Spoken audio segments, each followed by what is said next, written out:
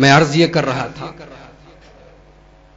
کہ قارون جیسا دولت مند انسان جس کے خزانوں کی چابیوں کو ایک بڑی جماعت اٹھایا کرتی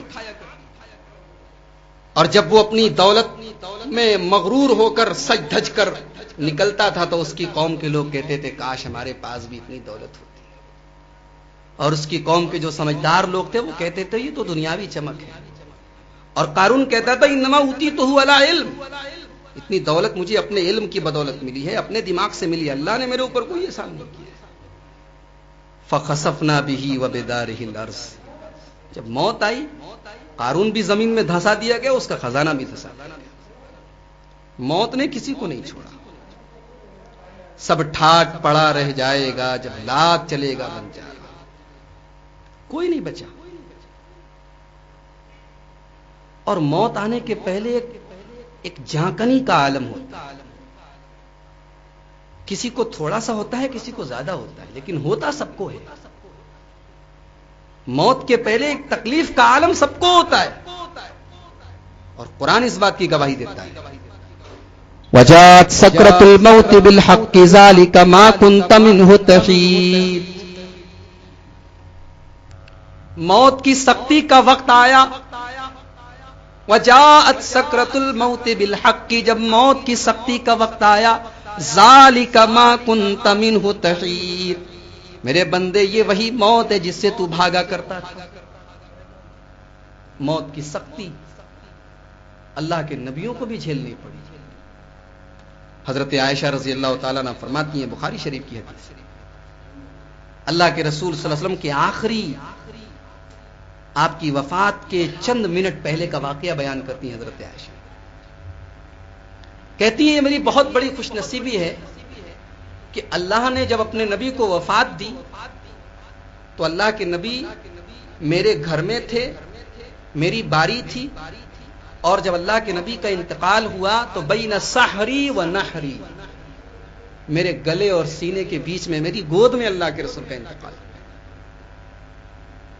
حضرت عائشہ کہتی ہیں اللہ کے رسول صلی اللہ علیہ وسلم میری طرف ٹیک لگا کر بیٹھے تھے، لیٹے تھے، اتنے میں حضرت عبد الرحمن آئے، میرے بھائی عبد الرحمن ابن ابو بکر آئے، وہ مسواک کر رہے ہیں۔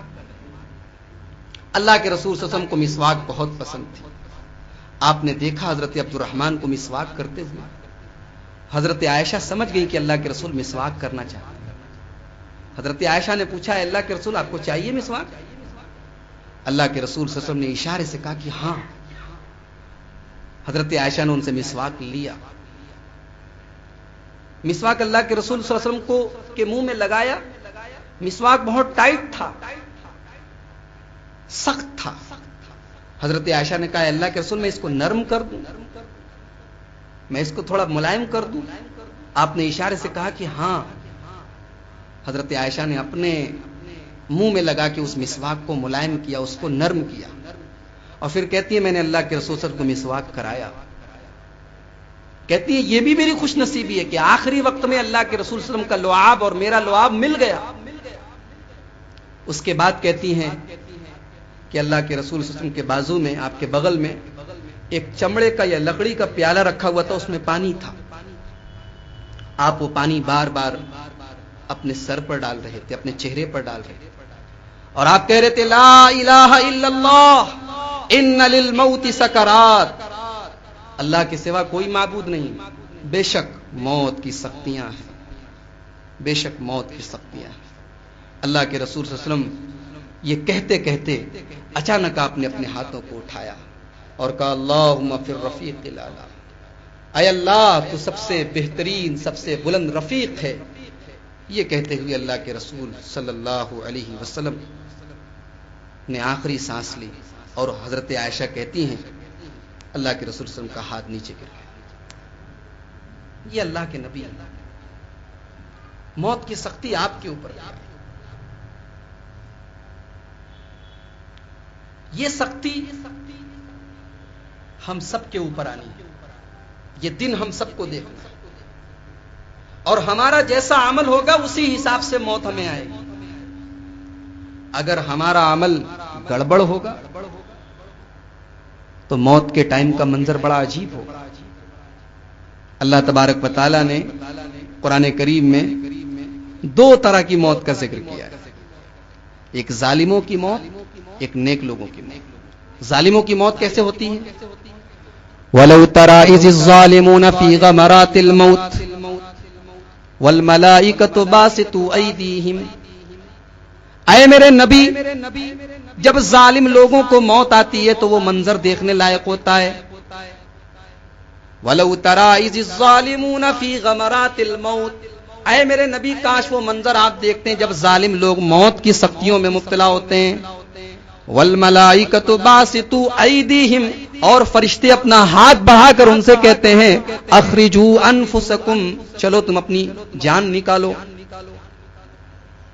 اليوم تجزون عذاب الہون بما کنتم تعملون، آج تم کو ذلت کا عذاب دیا جائے گا۔ موت ہی کے دن سے عذاب شروع، یہ آیت بتا رہی ہے کہ عذاب قبر برحق۔ کچھ لوگ ہیں عذاب قبر کو نہیں مانتے، قرآن میں کہاں عذاب قبر کا لفظ آیا ہے؟ یہ قرآن اور حدیث کو دو الگ الگ کیٹیگری میں ڈیوائیڈ کرنا یہ صحابہ نے نہیں سکھایا۔ صحابہ کی نظر میں کمپلیٹ دین کا مطلب رب کا قرآن اور مصطفیٰ کا فرمان، یہ دونوں تھے۔ انہوں نے اس کو دو کیٹیگری میں نہیں بانٹا، اس کو ہم نے بانٹا کہ قرآن سے ملے گا تو مان لیں گے، حدیث سے ملے گا تو نہیں مانیں گے۔ قرآن کی کیا یہ آیت عذاب قبر کی طرف اشارہ نہیں کر رہی کہ فرشتے آئے ہیں، جان نکال رہے ہیں اور کہہ رہے ہیں الیوم تجزون عذاب الہون بما کنتم تعملون، آج تم کو ذلت کا عذاب دیا جائے گا۔ بتاؤ یہ کون سا عذاب ہے؟ یہ وہی عذاب ہے جسے ہم عذاب قبر کہتے ہیں۔ اسی لیے حضرت عائشہ رضی اللہ تعالی عنہا نے اللہ کے رسول سے پوچھا کہ اللہ کے رسول کیا قبر کا عذاب ہوتا ہے؟ آپ نے فرمایا ہاں، عذاب القبر حق، عذاب قبر برحق ہے۔ اس کے بعد حضرت عائشہ کہتی ہیں اس کے بعد میں نے جب بھی اللہ کے رسول صلی اللہ علیہ وسلم کو نماز پڑھتے ہوئے دیکھا، آپ نے ضرور عذاب قبر سے اللہ سے پناہ مانگی۔ اللہ کے نبی صلی اللہ علیہ وسلم کی نماز میں مستقل طور پر ایک دعا تھی، اللہم انی اعوذ بک من عذاب القبر، اے اللہ میں تیری پناہ چاہتا ہوں قبر کے عذاب سے۔ تو یہ تو ظالموں کی موت ہے، اور ایمان والوں کو کیسی موت ملتی ہے؟ ظالم لوگ تو گھبرا رہے ہیں، ان کو فرشتے آ کے ڈرا رہے ہیں، لیکن جس کا عمل، جس کا ایمان، جس کا عقیدہ درست ہے، اس کے پاس فرشتہ آ کے کیا پیغام دیتا ہے؟ ان الذين قالوا ربنا الله ثم استقاموا تتنزل عليهم الملائكة الا تخافوا ولا تحزنوا وابشروا بالجنة التي كنتم توعدون۔ اے اللہ کے بندو، تم نے اللہ کو اپنا رب مانا ہے اور اسی کے اوپر جم گئے ہو، تمہیں گھبرانے کی ضرورت نہیں ہے، تمہیں ڈرنے کی ضرورت نہیں ہے، تمہارا انجام بھی اچھا ہوگا اور تم نے جو عمل کیا ہے تم کو پورا پورا بدلہ ملے گا۔ وَأَبْشِرُوا بِالْجَنَّةِ الَّتِي كُنتُمْ تُوعَدُونَ، اور جس جنت کا وعدہ تم سے اب تک کیا جا رہا تھا وہ جنت تم کو ضرور ملے گی۔ یہ دو الگ الگ موت ہے۔ اچھا موت ہو گئی، آپ نے مردے کو نہلایا، اس کو کفنایا۔ دنیا میں کروڑوں کا بینک بیلنس رکھنے والا آج ایک ایسے کپڑے میں کفنایا جا رہا ہے جس میں کوئی پاکٹ نہیں ہے۔ کتنی لاچاری ہے، کیا سبق دیتی ہے ہمیں موت۔ ایک شاعر نے موت کی حقیقت کا نقشہ کھینچتے ہوئے کہا، بہت ہی مختصر تاریخ دور زندگانی، بہت ہی مختصر تاریخ دور زندگانی ہے، کسی کی گود میں آنا، کسی کے دوش پر جانا۔ بچہ پیدا ہوتا ہے کوئی گود لے لیتا ہے، اور مرتا ہے تو کوئی اپنا کندھا پیش کر دیتا ہے، اسی کا نام زندگی ہے۔ بس اتنی زندگی ہے، کسی کی گود میں آنا، کسی کے دوش پہ جانا۔ دنیا میں زندگی بھر دولت کمانے والا، مکان بنانے والا، آج اس مکان میں اس کے رہنے کی گنجائش نہیں، آج اس کے پیسے پر اس کا کوئی حق نہیں ہے، اس کا پیسہ 1 روپیہ اس کے کام کا نہیں۔ جو کپڑا پہن کے، جس کفن کو پہن کے اسے لوگ قبر میں ڈال رہے ہیں، اس کفن میں کوئی پاکٹ نہیں اور قبر میں ڈال دیا گیا۔ اب اس کا ایک ایسا پیریڈ شروع ہو گیا، ایک ایسا دور شروع ہو گیا جسے حضرت عثمان غنی نے آخرت کی پہلی منزل کہا۔ ابن ماجہ کی حدیث ہے، صحیح حدیث ہے. حضرت عثمان غنی رضی اللہ تعالیٰ عنہ جب بھی کسی قبر کے پاس سے گزرتے بے تحاشا رونے لگتے، حتیٰ یبل لحیتہ، ان کی داڑھی آنسوؤں سے تر ہو جاتی. ان کے غلام نے پوچھا تذکر الجنت والنار، اے عثمان غنی آپ جنت کو یاد کرتے ہیں اتنا نہیں روتے ہیں، جہنم کو یاد کرتے ہیں اتنا نہیں روتے ہیں، لیکن جب بھی آپ کا گزر کسی قبر کے پاس سے ہوتا ہے آپ بے تحاشا رونے لگتے ہیں. حضرت عثمان غنی کہتے ہیں میں کیوں نہ روؤں قبر کو دیکھ کر. میں نے اپنے نبی جناب محمد رسول اللہ صلی اللہ علیہ وسلم کو یہ فرماتے ہوئے سنا ہے ان القبر اول منازل الآخرہ، قبر آخرت کی پہلی منزل ہے، جو اس سے نجات پا گیا فما بعدہ ایسر منہ، تو اس کے لیے بعد کی منزلیں بھی آسان ہیں، اور جس نے اس منزل کو جو پار نہیں کر پایا، جو اس منزل میں پھیل ہو گیا، اس کے لیے آگے کی منزلیں بھی پریشان کن ہو جائیں گی. جب جنازہ ہم لے کر نکلتے ہیں نا تو اللہ کے نبی صلی اللہ علیہ وسلم مسلم شریف کی حدیث میں فرماتے ہیں کہ اگر وہ نیک آدمی کا جنازہ ہوتا ہے تو کہتا ہے قدمونی، مجھے آگے بڑھاؤ، مجھے جلدی سے قبر میں ڈال دو. اور اگر وہ کسی غلط فاسق و فاجر یا کافر کا جنازہ ہوتا ہے تو وہ کہتا ہے کہ مجھے کہاں لے کے جا رہے ہیں. اس کے بعد اللہ کے نبی کہتے ہیں کہ وہ جو چلاتا ہے، وہ جو روتا ہے، اس کی جو آواز آتی ہے، اس کو اگر انسان سن لے تو اپنے مردوں کو دفن کرنا چھوڑ. جیسے ہی اس کو قبر میں ڈالا جاتا ہے فوراً اس کے پاس دو فرشتے آ جاتے ہیں، ایک کا نام منکر، ایک کا نام نکیر. جب تک دنیا میں زندہ تھا تب بھی دو فرشتے اس کے اوپر ہمیشہ مسلط تھے، ایک اس کی نیکیاں لکھا کرتا تھا، ایک گناہ لکھا کرتا تھا. اور اللہ نے ایک ایسا سیکیورٹی سسٹم رکھا ہے جو کبھی فیل نہیں ہو سکتا. آج ہمارے یہاں بڑے بڑے کاروباری لوگ اپنی اپنی گدیوں پر کیمرہ لگائے ہوئے ہیں، کہیں چوری نہ ہو جائے، کہیں کچھ گڑبڑ نہ ہو جائے، فوراً پکڑ میں آ جائے گا کوئی بھی معاملہ ہو. اللہ نے کیسی سیکیورٹی کا انتظام کیا ہے. اللہ کے فرشتے ایک ایک حرکت لکھ رہے ہیں. وَإِنَّ عَلَيْكُمْ لَحَافِظِينَ كِرَامًا كَاتِبِينَ يَعْلَمُونَ مَا تَفْعَلُونَ. میرے بندو تمہارے اوپر ایسے محترم فرشتے مقرر کر دیے گئے یعلمون ما تفعلون، جو تمہارے ایک ایک عمل کو جانتے ہیں، ایک ایک عمل کو لکھ رہے ہیں. ایک چیز بھی ان کی نظروں سے اونچی نہیں. مر گیا، قبر میں گیا، وہاں بھی دو فرشتے، ایک کا نام منکر، ایک کا نام نکیر. یہ دونوں فرشتے تین سوال کریں. کیا سوال ہوگا؟ من ربک ما دینک ما تقول فی ھذا الرجل. پہلا سوال تمہارا رب کون ہے، دوسرا سوال تمہارا دین کیا ہے، اور تیسرا سوال جناب محمد رسول اللہ صلی اللہ علیہ وسلم کے بارے میں تم کیا کہتے ہو. مومن ہے تو پہلے سوال کا جواب دے گا ربی اللہ، میرا رب اللہ ہے. دوسرے سوال کا جواب دے گا دینی الاسلام، میرا دین اسلام ہے. اور تیسرے سوال کا جواب دے گا کہ میں گواہی دیتا ہوں کہ جناب محمد صلی اللہ علیہ وسلم اللہ کے بندے اور رسول. اور اگر مومن نہیں ہوگا مطلب زندگی میں کبھی بھی شرک کیا ہوگا اور بغیر توبہ کیے مر گیا. اس سے جب پہلا سوال کیا جائے گا تمہارا رب کون ہے تو کہے گا ہاں لا ادری، ہائے ہائے میں نہیں جانتا. فرشتہ کہے گا ما دریتا وما تلیتا، نہ تو نے جانا نہ تو نے پڑھا. پڑھنے کی فضیلت بھی معلوم ہو رہی. دین صرف سن کے سیکھنے کا نام نہیں ہے، پڑھا بھی کرو. اور میں ایک بات بولتا ہوں آپ کو، تین سوال قبر میں کیا جائے، تینوں سوال کا جواب دنیا سے رٹ کے چلے جاؤ. ربی اللہ، دینی الاسلام، اشہد ان محمد عبدہ ورسولہ. کیا قبر میں جواب نکل جائے گا؟ نہیں نکلے گا. آپ کے ایمان اور عقیدے اور توحید کی بنیاد پر قبر کے اندر آپ کی زبان سے سوال کا جواب نکلے گا. آپ کو دنیا میں رٹنے کی ضرورت نہیں، بس اپنے ایمان اور عقیدے کی حفاظت کرنے کی، اپنے آپ کو زندگی میں توحید کے راستے پر رکھنے کی ضرورت. ابھی 20 دن کے بعد ہم اور آپ اپنے اپنے جانوروں کی گردن پر چھری چلائیں گے. جس پیغمبر کی یاد میں ہم یہ چھری چلاتے ہیں، اس پیغمبر کی پوری زندگی ہمیں یہی سبق دیتی ہے. ابراہیم علیہ السلام کی پوری زندگی ہمیں یہی سبق دیتی ہے کہ آگ میں جلنا گوارا کر لو، توحید میں کمپرومائز کرو.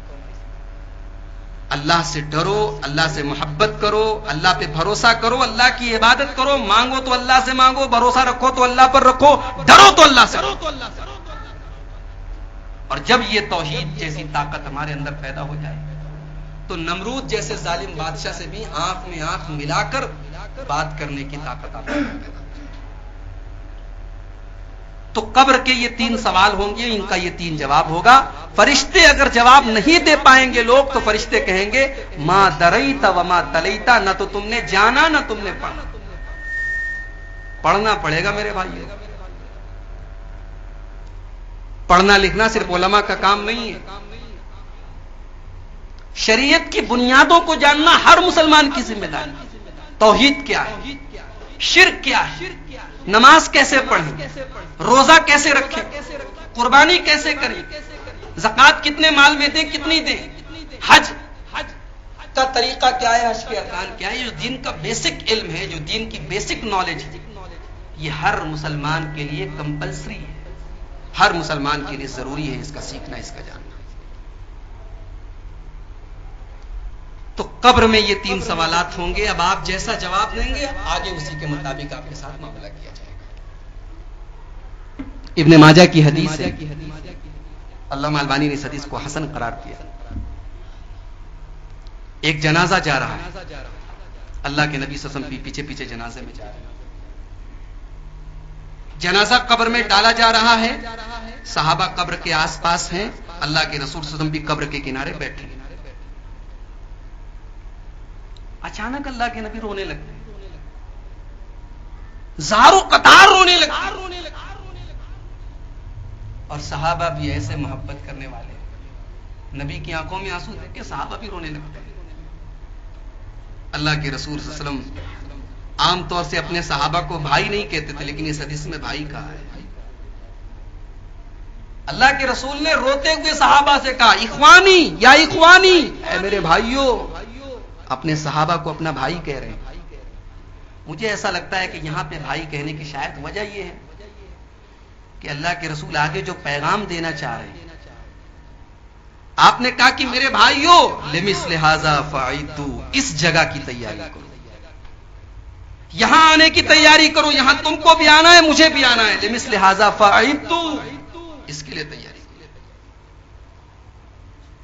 جب قبر میں مردے کو ڈالا جاتا ہے تو قبر اس کو جو ہے چمٹ جاتی ہے، قبر تنگ ہو جاتی ہے، قبر مل جاتی ہے. اور یہ معاملہ سب کے ساتھ ہوتا ہے، حتیٰ کہ اللہ کے رسول کے ایک بڑے جلیل القدر صحابی حضرت سعد ابن معاذ، جن کے مرنے پر اللہ کے نبی نے فرمایا کہ اللہ کا عرش ہل گیا، ان کے انتقال پر بھی اللہ کے رسول نے فرمایا کہ تھوڑی دیر کے لیے ہی صحیح قبر ان کی باڈی کو بھی قبر نے سمیٹا تھا.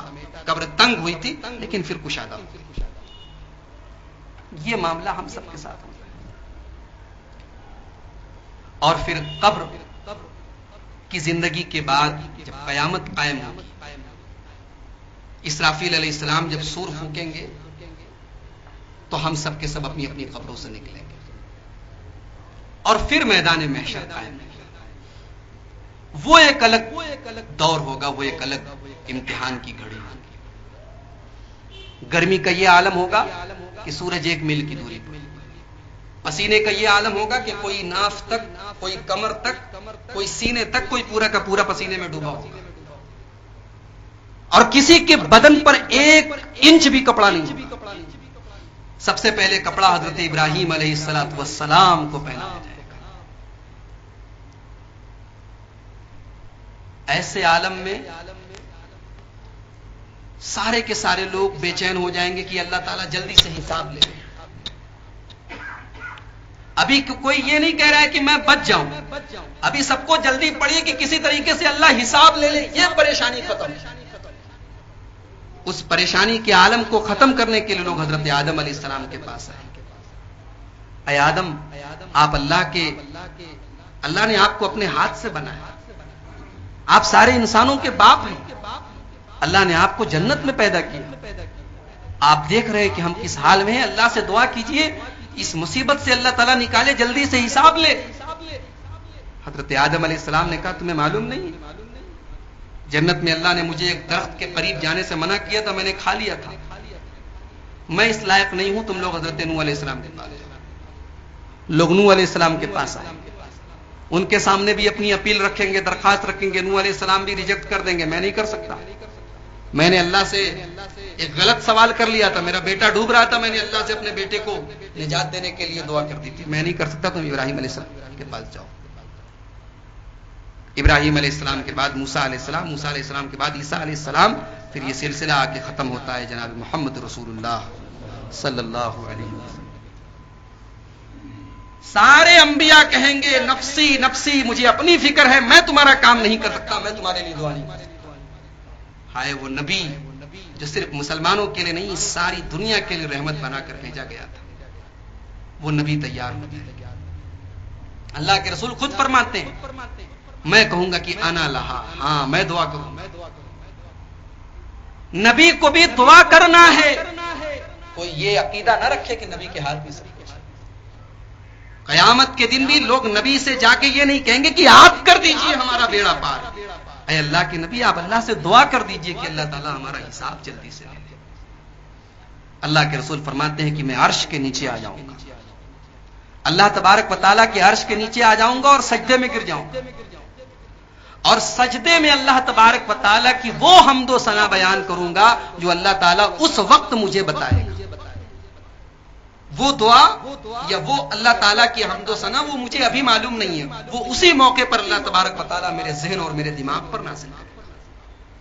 اور جب میں اللہ تعالیٰ کی حمد و ثنا، اس کی بڑائی، اس کی کبریائی بیان کروں گا، تب اللہ تبارک و تعالیٰ کہے گا ارفع راسک، اے محمد اپنا سر اٹھائیے، سل تعطا، مانگیے آپ کو دیا جائے گا، اشفع تشفع، آپ سفارش کیجیے آپ کی سفارش قبول کی جائے۔ اور آپ کس کے حق میں سفارش کریں گے وہ بھی اس کا بھی جواب حدیث کے اندر، بخاری شریف کی حدیث ہے، حضرت ابو ہریرہ نے یہ سوال پوچھا تھا اے اللہ کے رسول وہ کون خوش نصیب ہے جسے آپ کی سفارش نصیب ہوگی قیامت کے دن؟ اللہ کے رسول نے فرمایا اے ابو ہریرہ مجھے یقین تھا یہ سوال سب سے پہلے تم کو، کیونکہ میں جانتا ہوں کہ تم حدیث کے بہت حریص ہو، حدیث سیکھنے اور حدیث جاننے کا تمہارے اندر ایک حرص ہے، ایک جذبہ ہے۔ اللہ تعالیٰ ہم سب کو اپنے نبی کی حدیث کے حاصل کرنے کا جذبہ ہم سب کے اندر پیدا کرے۔ ہمارا اور کوئی مقصد نہیں، لوگ اللہ کے رسول کی صحیح حدیثوں کو جانیں اور سیکھیں، اسی کے لیے نبی نے دعا کی۔ کہا ہے ابو ہریرہ مجھے یقین تھا یہ سوال تم ہی کرو گے کیونکہ تمہارے اندر حدیث کو حاصل کرنے کی حرص پائی جاتی۔ سنو اے ابو ہریرہ، قیامت کے دن میری سفارش اس انسان کو نصیب ہوگی جس نے لا الہ الا اللہ خالص دل سے کہا۔ خالص دل سے کا مطلب اس میں کوئی ملاوٹ نہیں ہوگی، لا الہ الا اللہ کہہ کے اس کی زندگی لا الہ الا اللہ کے تقاضوں کے خلاف نہیں ہوگی، توحید کا اقرار کرنے کے بعد زندگی توحید کے حساب سے گزری ہوگی، کبھی زندگی میں شرک نہیں کیا ہوگا، اللہ کے نبی اس کے لیے سفارش کرے۔ اس کے بعد ہم سب کو 5 سوالوں کا جواب دینا ہوگا۔ پہلا سوال ہوگا ان عمرہ فیما افنا، 40 سال کی عمر دی تھی، 50 سال کی عمر دی تھی، 60 سال کی عمر دی تھی، کہاں گزارا آپ نے؟ کیا کیا اپنے زندگی بھر؟ آپ کو حضرت آدم علیہ السلام کو اللہ نے جنت میں پیدا کیا تھا اور جنت سے نکالا تھا، اور اب ہم سب اگر نیک عمل کریں گے تو دوبارہ جنت میں ہی ڈالے جانے کا وعدہ ہے، یعنی ہمارا اوریجنل گھر جنت ہی ہے۔ اپنے اوریجنل گھر میں جانے کے لیے آپ نے کیا تیاری کیا؟ پہلا سوال۔ دوسرا سوال وَعَنْ عِلْمِهِ مَاذَا عَمِلَ، راما پورا میں پروگرام ہوا، درس ہوا، آپ تقریر سننے گئے، قرآن کی باتیں سنی، حدیث کی باتیں سنی، کتنا عمل کیا؟ آپ کے گھر میں علماء کی تقریریں سنائی جاتی تھیں، جمعہ کے خطبوں میں آپ تقریریں سنتے تھے، کتابیں پڑھتے تھے، رسالے پڑھتے تھے، آپ کے پاس بہت اچھا علم تھا، آپ نے اپنے علم پر عمل کیا کیا؟ یہ بھی سوال ہوگا۔ تیسرا سوال، وَعَنْ مَالِهِ مِنْ أَيْنَ اكْتَسَبَهُ، مال دیا تھا ہم نے آپ کو، کہاں سے کمایا؟ انکم کا سورس کیا تھا؟ وَفِيمَا أَنفَقَهُ، اور چوتھا سوال، مال کہاں خرچ کیا؟ اور پانچواں سوال، وَعَنْ جِسْمِهِ فِيمَا أَبْلَاهُ، ہم نے آپ کو ایک بہترین جسم دیا تھا، ایک باڈی دی تھی، ایک شریر دیا تھا، طاقتور بنایا تھا، آپ نے اپنی طاقت کا استعمال کیا۔ اور دوسری حدیث میں اللہ کے رسول نے ایک اور سوال کا ذکر کیا، وَعَنْ شَبَابِهِ فِيمَا أَفْنَىٰ، پوری عمر کا سوال الگ ہوگا، جوانی کا سوال الگ ہوگا۔ زندگی کا سب سے خوشگوار دور، سب سے خوبصورت دور، جس میں انسان سب سے زیادہ گناہ کر سکتا ہے، سب سے زیادہ گناہ کرنے کی طاقت اس کے اندر ہوتی ہے، اس عمر میں آپ نے اپنے آپ کو گناہ سے کتنا بچایا اور کتنی اللہ کی عبادت کی، اس کا سوال بھی ہوگا۔ اور جب حساب و کتاب کی نوبت آئے گی تو دانتوں تلے انگلی دبا لے گا کہ ایسا سسٹم، رات کو 12 بجے لائٹ آف کر کے بھی جو گناہ کیا تھا وہ بھی اس کے اندر موجود ہے، میرے باپ کو نہیں پتا تھا، میری ماں کو نہیں پتا، میرے بھائی کو نہیں پتا، وہ بھی اس کے اندر لکھا ہوا ہے۔ بندہ کہے گا ما لهذا الكتاب لا يغادر صغيرة ولا كبيرة الا احصاها، اے اللہ یہ کیسی کتاب ہے، یہ کیسا نام اعمال ہے جس کے اندر ہر چھوٹا بڑا گناہ لکھا ہوا ہے۔ وَوَجَدُوا مَا عَمِلُوا حَاضِرًا، اور جو بھی دنیا میں عمل کیا تھا وہ سارا کا سارا اس رجسٹر میں، اس نام اعمال میں لکھا ہوگا۔ اس کے بعد میزان کا نمبر آئے گا، نام اعمال کو تولنے کی نوبت آئے گی، گناہوں اور نیکیوں کو تولنے کی نوبت آئے گی، اور اس کے بعد رزلٹ دیا جائے گا۔ اب اس میں پاس کون ہوں گے، فیل کون ہوں گے، اس کی پہچان بھی بتا دی گئی۔ فَأَمَّا مَنْ أُوتِيَ كِتَابَهُ بِيَمِينِهِ، جس کا نام اعمال اس کے داہنے ہاتھ میں دیا جائے گا، وَيَقُولُ، وہ کہے گا، هَاؤْمُ اقْرَءُوا كِتَابِيَهْ، اے لوگو یہ ہے میرا نام اعمال، یہ ہے میری کتاب، انی ظننت انی ملاق حسابیہ، مجھے یقین تھا مجھے یہی حساب ملے گا۔ فَهُوَ فِي عِيشَةٍ رَاضِيَةٍ، وہ دنیا میں چاہے جتنی بھی غریبی اور پریشانی میں رہا ہوگا، لیکن اگر اس کا نام اعمال اس کے داہنے ہاتھ میں دیا جائے گا تو آج وہ عیش و آرام کی زندگی گزارے گا۔ فی جنت عالیہ، دنیا میں اس کے پاس اگر رہنے کو مکان نہیں بھی رہا ہوگا، آج اللہ تبارک و تعالیٰ اپنی اونچی اونچی جنتوں میں اس کو جگہ عطا فرمائے گا۔ قطوفہا دانیہ، دنیا میں اس کے بچے، وہ بیچارہ کھانے کے لیے ترس جایا کرتا تھا، آج اللہ تبارک و تعالیٰ جنت میں تمام طریقے کے پھل اور فروٹ اس کے سامنے رکھ دے گا۔ اس کو آم چاہیے، اس کو کھجور چاہیے تو اس کو توڑنے کی ضرورت بھی نہیں ہے، ساری کی ساری چیزیں اس کے لیے جھک جائیں گی، سارے کے سارے پھل اس کے لیے جھک جائیں گے۔ کلوا واشربوا ہنیئا بما اسلفتم فی الایام الخالیہ، اللہ کہے گا میرے بندے تو نے دنیا میں جب سارے کے سارے لوگ اپنی مرضی سے کام کیا کرتے تھے، تو میری مرضی سے زندگی گزارا کرتا تھا، آج تیرے کھانے اور پینے کا دن ہے، کیا کام آئے گا ہمارا؟ مال کام آئے گا، بچے کام آئیں گے؟ چلیے ان کا حال دیکھ لیتے ہیں جو فیل ہو جائیں گے۔ وَأَمَّا مَنْ أُوتِيَ كِتَابَهُ بِشِمَالِهِ، جس کا نام اعمال اس کے بائیں ہاتھ میں دیا جائے گا، وہ کہے گا یا لیتنی لم اوت کتابیا، کاش میرا نام اعمال مجھے نہ دیا گیا ہوتا، ولم ادری ما حسابیا، کاش مجھے اپنا حساب معلوم نہ ہوتا، یا لیتہا کانت القاضیہ، کاش دنیا میں جو موت آئی تھی اسی موت پر کام ختم ہو گیا ہوتا۔ آج ہیں ایسے بہت سارے، ان سے جب جنت کی بات کرو، جہنم کی بات کرو، قبر کی بات کرو، کہتے ارے میاں کہاں کی بات لے کر بیٹھے، 4 دن کی زندگی ہے، موج کرنے دو، مر جائیں گے پھر کس نے دیکھا ہے، مر گئے کام ختم۔ وہی بندہ جب اس کے بائیں ہاتھ میں نامہ اعمال ملے گا تو وہ کہے گا کاش اسی موت پر میرا کام تمام ہو گیا. جیسے ایگزامینیشن روم میں ٹائم ختم ہو جانے کے بعد ایگزامینر کاپی چھین لیتا ہے، ایسے ہی موت آنے کے بعد مہلت ختم ہو جاتی ہے. موت آنے کے بعد ایک کافر انسان بھی کہے گا اے اللہ مجھے دنیا میں واپس بھیج دے. کس لیے؟ بال بچوں کے ساتھ جا کے عیش کروں، جا کے دوبارہ اپنا بزنس پھیلاؤں، دوبارہ نیا مکان بناؤں. لعلی اعمل صالحا، اے اللہ میں نیک عمل کروں گا، میں وعدہ کرتا ہوں تیری مرضی کے مطابق زندگی گزاروں گا. ایک چانس ہو، ایک بار دنیا میں بھیج دے. امام قتادہ بہت مشہور تابعی ہیں، کہتے ہیں کہ کافر بھی موت کے بعد، موت آ جانے کے بعد کافر بھی یہ تمنا کرے گا کہ زندگی اللہ کی مرضی کے مطابق گزارے.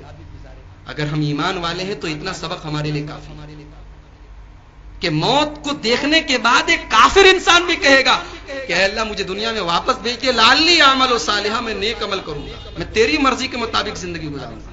اللہ کہے گا کلا، خبردار، ایسا کبھی نہیں ہو سکتا. انہا کلمۃ هو قائلها، یہ تو تمہارے منہ سے ایک بات نکلی، اس کی کوئی ویلیو نہیں ہے، ہم تم کو دوبارہ دنیا میں نہیں لائیں گے. موت آ گئی، کام ختم. انسان دنیا میں اللہ کی مرضی کے خلاف سب سے زیادہ کام کس کے لیے کرتا ہے؟ یا تو مال کے لیے کرتا ہے یا اولاد کے لیے کرتا ہے. اللہ نے انہی دونوں کا ذکر کرتے ہوئے سورہ منافقون کی آخری رکوع میں فرمایا یا ایھا الذین آمنوا لا تلہکم اموالکم ولا اولادکم عن ذکر اللہ. اے ایمان والو، تمہارا مال اور تمہاری اولادیں تم کو اللہ کی یاد سے غافل نہ کر دے. وَمَن يَفْعَلْ ذَلِكَ فَأُولَئِكَ هُمُ الْخَاسِرُونَ، اور جو اللہ کی یاد سے غافل ہو جائے گا اپنے مال کے چکر میں، اپنی اولاد کے چکر میں بڑا خسارہ اٹھائے گا. وَأَنفِقُوا مِمَّا رَزَقْنَاكُمْ مِن قَبْلِ أَن يَأْتِيَ أَحَدَكُمُ الْمَوْتُ، اے ایمان والو تم اللہ کے راستے میں اپنی روزی کو خرچ کرو. ہم نے تم کو جو روزی دی ہے، جو پیسہ دیا ہے، جو دولت دی ہے، جو طاقت دی ہے، جو انرجی دی ہے، اس کو دین کی راہ میں لگاؤ. وَأَنفِقُوا مِمَّا رَزَقْنَاكُمْ، ہم نے تم کو جو روزی دی اس کو اللہ کی راہ میں خرچ کرو. مِن قَبْلِ أَن يَأْتِيَ أَحَدَكُمُ الْمَوْتُ، موت کا دن آنے سے پہلے.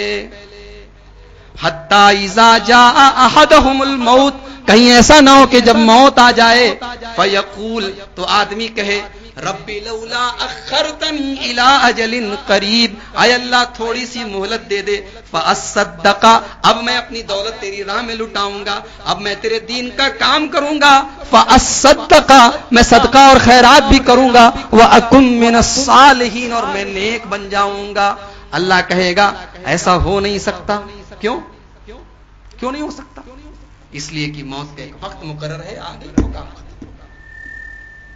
تو جب بائیں ہاتھ میں نامہ اعمال ملے گا تو بندہ کہے گا یا لیتھا کانت القاضیہ، کاش دنیا میں جو موت آئی تھی اسی موت پر کام ختم ہو گیا ہوتا. ما اغنا عنی مالیا، میرا مال میرے کسی کام نہیں آیا. اسی لیے اللہ کے نبی نے، اللہ نے آپ کو جب آپ انتقال کی اپنی وفات کے پہلے آپ نے جو آخری خطبہ دیا تھا، اس خطبے میں آپ نے صحابہ کو ایک عجیب بات بتائی. آپ نے کہا ہے میرے صحابہ، اللہ نے اپنے ایک بندے کو دو آپشن دی، دو چیزوں میں سے کوئی ایک چیز چننے کو دیا. اللہ نے کہا کہ اے میرے بندے، یا تو دنیا کی نعمتیں لے لے یا میرے پاس آ جا میری نعمتیں لے لے. اللہ کے اس بندے نے دنیا کی نعمتوں کو اور دولتوں کو ٹھکرا دیا اور اللہ کی نعمتوں کو قبول کر لیا. جب اللہ کے نبی یہ تقریر کر رہے تھے، جب یہ خطبہ دے رہے تھے، حضرت ابو بکر صدیق کی آنکھوں سے زاروں قطار آنسو بہ رہے تھے. حضرت ابو بکر صدیق رو رہے تھے. صحابہ یہ دیکھ کر بڑے اچنبے میں تھے، حیرت میں تھے کہ اللہ کے رسول تو ایک بندے کی بات کر رہے ہیں اور ابو بکر کو دیکھو وہ رو رہے ہیں. لیکن بعد میں صحابہ کو یہ سمجھ میں آ گیا کہ اللہ کے رسول صلی اللہ علیہ وسلم اپنے بارے میں کہہ رہے تھے، اپنا ذکر کر رہے تھے، یعنی اللہ نے جس طریقے سے اپنے سارے نبیوں کو انتقال کے پہلے یہ آپشن دیا تھا کہ یا تو تم دنیا کی نعمتوں کو لے لو یا ہمارے پاس چلے آؤ، ہماری نعمتوں کو قبول کر لو، اور سارے کے سارے نبیوں نے اللہ تبارک و تعالیٰ کی نعمتوں کو قبول کیا۔ ہمارے نبی جناب محمد الرسول اللہ صلی اللہ علیہ وسلم نے بھی اللہ تبارک و تعالیٰ کی نعمتوں کو قبول کیا، اور اللہ نے آپ کو بھی وفات اور موت سے ہمکنار کیا۔ تو مال کام نہیں آئے گا، ما اغنا عنی مالیہ، میرا مال میرے کام نہیں آیا، ہلک عنی سلطانیہ، میری بادشاہت، میری سرداری، میری حکومت ختم ہو گئی۔ اللہ تبارک و تعالیٰ فرشتوں کو آرڈر دے گا، خذوہ فغلوہ، فرشتوں اس کو پکڑو، اس کو باندھ دو زنجیروں سے، ثم الجحیم صلوہ، اس کو جہنم میں ڈھکیل دو، ثم فی سلسلۃ ذرعھا 70 ذراعا فاسلکوہ، اس کو 70 گز لمبی زنجیروں میں قید کر دو۔ یا اللہ اس کا جرم کیا تھا، اس کا اپرادھ کیا تھا، اس کی غلطی کیا تھی؟ انہ کان لا یؤمن باللہ العظیم، اس کا پہلا جرم یہ تھا یہ اللہ کو نہیں مانتا، یہ اللہ پر ایمان نہیں رکھتا۔ ہم اور آپ خوش ہو جائیں گے ہم اللہ کو مانتے ہیں۔ اللہ کو ماننا اور اللہ پر ایمان لانا دو الگ الگ چیزیں۔ ہم لا الہ الا اللہ کا اقرار کر دیں اتنا کافی ہوتا تو ابراہیم علیہ السلام کو پوری زندگی آزمائشوں سے گزرنا نہ پڑتا۔ یہ اللہ پر ایمان نہیں رکھتا تھا، ولا یحض علی طعام المسکین، اور غریبوں کو کھانا نہیں کھلاتا، یعنی نہ حقوق اللہ ادا کرتا تھا نہ حقوق العباد ادا کرتا تھا۔ فلیس لہ اليوم ہاہنا حمیم، دنیا میں اس کے بڑے دوست لوگ تھے، بڑے یار لوگ تھے، آج اس کا کوئی دوست نہیں ہے، کوئی اس کا ساتھی نہیں ہے۔ فلیس لہ اليوم ہاہنا حمیم ولا طعام الا من غسلین، اور ایک کڑوے اور کسیلے اور کانٹے دار درخت جس کو قرآن کے اندر غسلین کہا گیا ہے وہی اس کو کھانے کی شکل میں ملے۔ تو یہ ہے میرے بھائیوں حشر کا منظر، وہ قبر کا منظر تھا، یہ حشر کا منظر ہے۔ اس قبر سے حشر تک کا سفر ہم سب کو طے کرنا ہے۔ زندگی گزارنی ہے، زندگی کے بعد مرنا ہے، مرنے کے بعد قبر میں جانا ہے، اور قبر سے لے کر حشر تک کی جو رودات میں نے سنائی یہ ہم سب کے ساتھ ہونا ہے۔ اس سفر میں کام کیا آئے گا ہمارے؟ دنیا میں ایک چھوٹا سا بھی سفر کرتے ہیں ہم لوگ تو ساتھ میں کچھ زیادہ راہ تیار کرتے ہیں، کچھ پیکنگ کرتے ہیں، کھانے پینے کی چیزیں، لمبا سفر ہے تو کپڑا وغیرہ، ضرورت کی چیزیں، موبائل میں بیلنس ڈلوا لیتے ہیں وغیرہ وغیرہ۔ یہ سفر آخرت میں ہمارے کام کون سی چیز ہے؟ اللہ نے قرآن میں اس کا بھی جواب دیا، فرمایا وَتَزَوَّدُوا فَإِنَّ خَيْرَ الزَّادِ التَّقْوَىٰ، میرے بندو تم اللہ تبارک و تعالیٰ کے یہاں جس سفر پہ جا رہے ہو اس سفر میں تمہارے کام اگر کوئی چیز آئے گی تو تقویٰ آئے گی۔ تقویٰ کو اپناؤ، اپنی زندگی میں تقویٰ پیدا کرو۔ اور تقویٰ کیا ہے؟ تقویٰ اسی کا نام ہے کہ اللہ تبارک و تعالیٰ کی بنائی ہوئی حدوں میں رہا جائے، حدوں کے باہر نہ نکلا۔ تو یہ تھی موت سے متعلق چند باتیں، اور اس موضوع کو ہم نے اس لیے منتخب کیا کہ ابھی اسی گھر میں 3-4 دن پہلے ایک موت ہوئی، ایک صاحب کا انتقال ہوا، اور میں ابھی 10-15 دن پہلے اس گھر میں آیا تھا تو ہم سے ملاقات بھی ہوئی، اور انہوں نے بہت خوشی کا اظہار کیا اور یہ کہا تھا کہ ان قریب ایک درس کا پروگرام رکھیں گے۔ لیکن انسان کی مرضی کچھ اور ہوتی ہے، اللہ تبارک و تعالیٰ کی مشیت کچھ اور ہوتی ہے، اور موت نے ایک جھٹکے میں انہیں ہم سے جدا کر دیا۔ میں سمجھ سکتا ہوں ایک باپ کے گزرنے پر اس کے بیٹوں کو جو تکلیف ہوتی ہے، بیٹیوں کو تکلیف ہوتی ہے، بیوی کو شوہر کے گزرنے پر جو تکلیف ہوتی ہے، وہ تمام چیزیں اپنی جگہ ہیں، لیکن ہر تکلیف اور ہر مصیبت پر قرآن نے ہمیں ایک بڑا بہترین جملہ سکھایا ہے، اسے ہم ہمیشہ یاد رکھیں اور اس کا مطلب اپنے ذہن میں تازہ رکھیں۔ سورہ بقرہ میں فرمایا وَلَنَبْلُوَنَّكُمْ بِشَيْءٍ مِّنَ الْخَوْفِ وَالْجُوعِ وَنَقْصٍ مِّنَ الْأَمْوَالِ وَالْأَنفُسِ وَالثَّمَرَاتِ، میرے بندو ہم تمہیں کبھی خوف سے آزمائیں گے، کبھی بھوک سے آزمائیں گے، کبھی جان کی کمی سے آزمائیں گے، کبھی پھلوں کی کمی سے آزمائیں گے.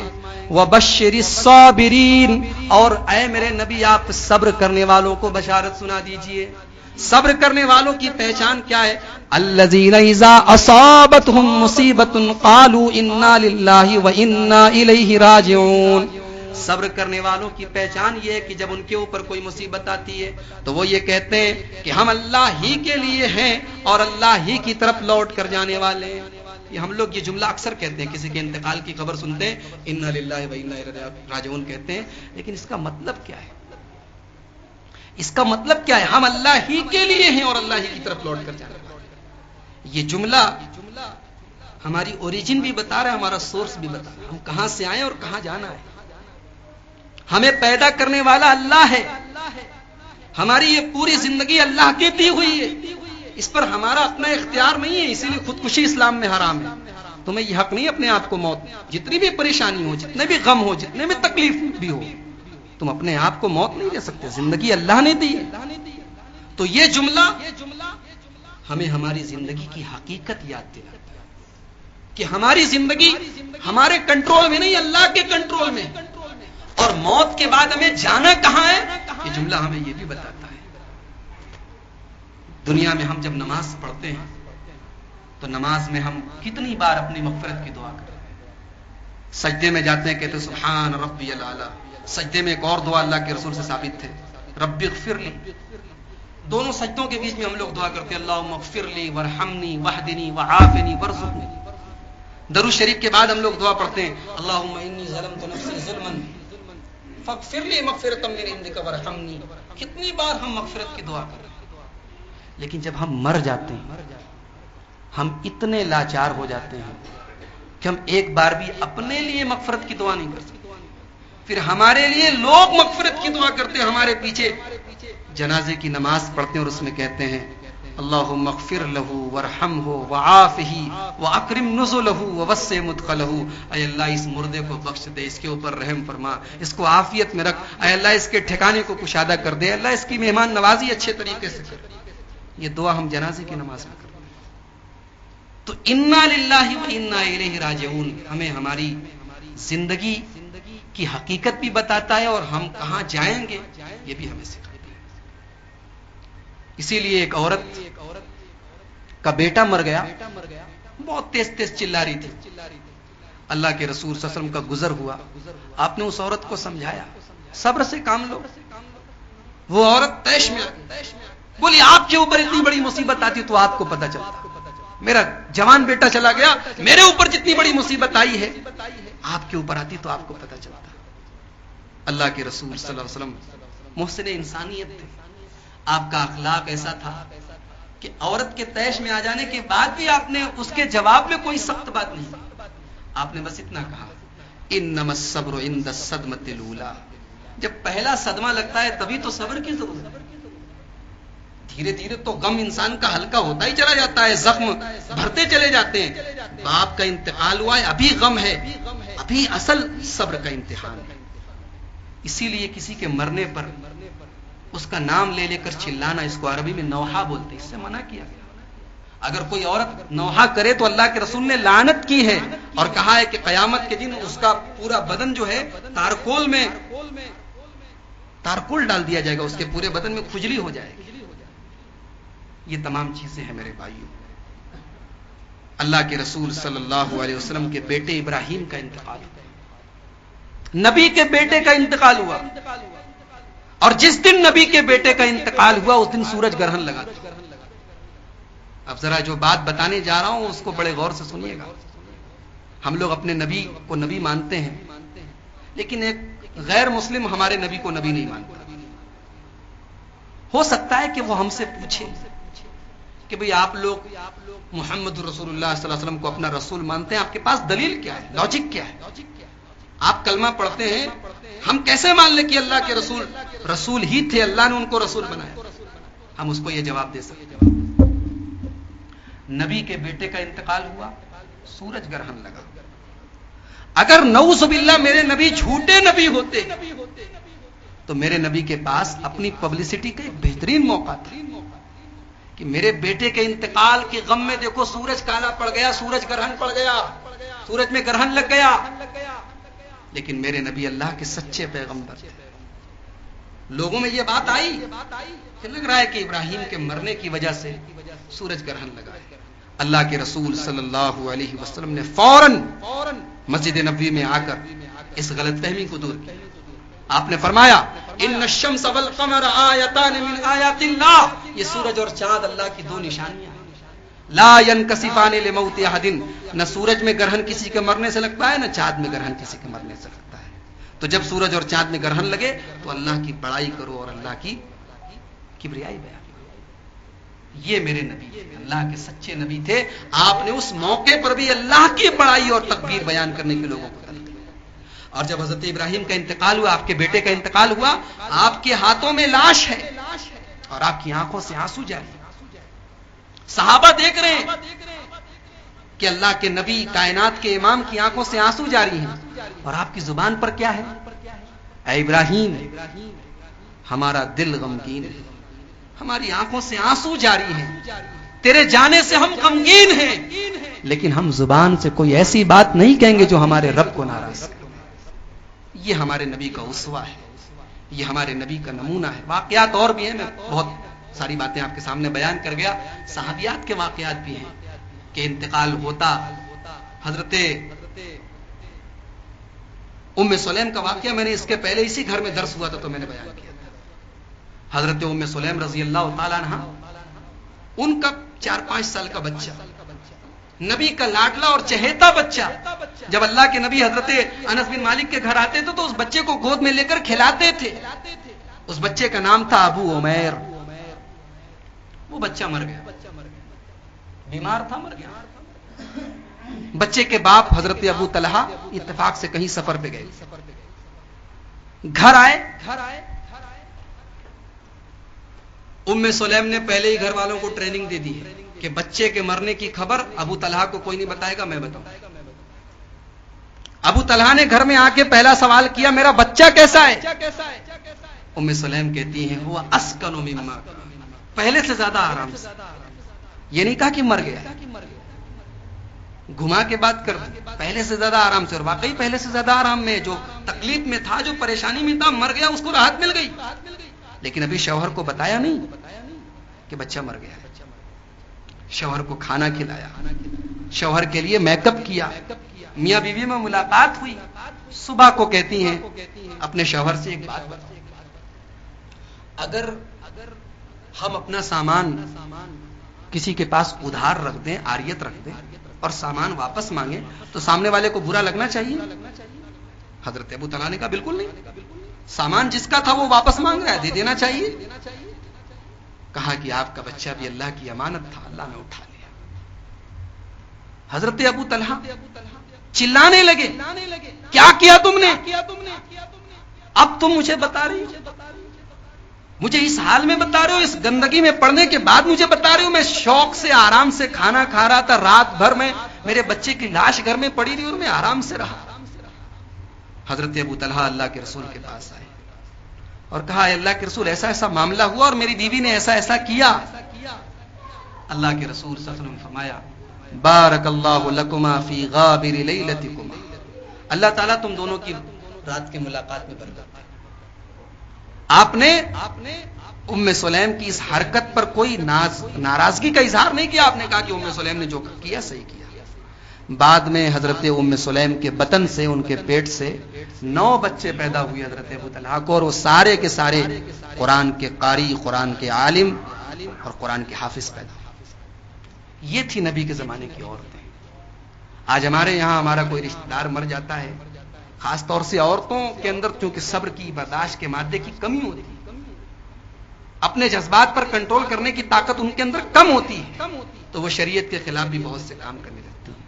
ام سلیم کا یہ واقعہ ہماری عورتوں کو بھی یہ سبق دیتا ہے کہ عورت اگر مضبوط ہو جائے تو ہاجرہ جیسی مضبوط بھی ہو سکتی ہے، عورت اگر چاہے تو مریم جیسی پاک باز بھی ہو سکتی ہے، عورت اگر چاہے تو خدیجہ جیسی اپنے شوہر کو حوصلہ دینے والی بھی بن سکتی ہے، اور حضرت عائشہ جیسی عالمہ اور فاضلہ بھی بن سکتی ہے۔ اللہ تبارک و تعالیٰ سے دعا ہے رب العالمین ہم سب کو موت سے حاصل ہونے والی عبرت و نصیحت پر عمل کرنے کی توفیق عطا فرمائے. رب العالمین ہم سب کو موت کی تیاری کرنے کی توفیق عطا فرمائے. رب العالمین ہم سب کو آخرت کی تیاری کرنے کی توفیق عطا فرمائے. اللہ تبارک و تعالیٰ اس گھر میں جو ابھی چند روز پہلے جس غم سے اور جس صدمے سے اس گھر کے لوگوں کو دوچار ہونا پڑا، اللہ تبارک و تعالیٰ سب کو صبر کی توفیق عطا فرمائے اور مرحوم کی مغفرت فرمائے، ان کی قبر کو کشادہ کرے، ان کے گناہوں کو، ان کی لغزشوں کو معاف فرمائے، ان کی نیکیوں کو قبول فرمائے. اللہ تبارک و تعالیٰ ہم سب کو اسی طریقے سے دین کے لیے اپنے اپنے طور پر کوششیں کرنے اور جد و جہد کرنے کی توفیق عطا فرمائے. رب العالمین ہم میں سے جو لوگ بے نمازی ہیں ان کو نمازی بنا دے، جو لوگ بے روزگار ہیں ان کو حلال روزگار حاصل کرنے کی توفیق عطا فرمائے. ہم میں سے جو لوگ پریشانی میں ہیں، کسی بھی قسم کی مصیبت میں ہیں، اللہ تعالیٰ ان کو مصیبت سے نجات دے دے. رب العالمین ہم سب کو دین پر اور قرآن و حدیث پر جمع رہنے کی توفیق عطا فرمائے. آمین ثم آمین. وآخر دعوانا الحمدللہ رب العالمین. السلام علیکم ورحمۃ اللہ.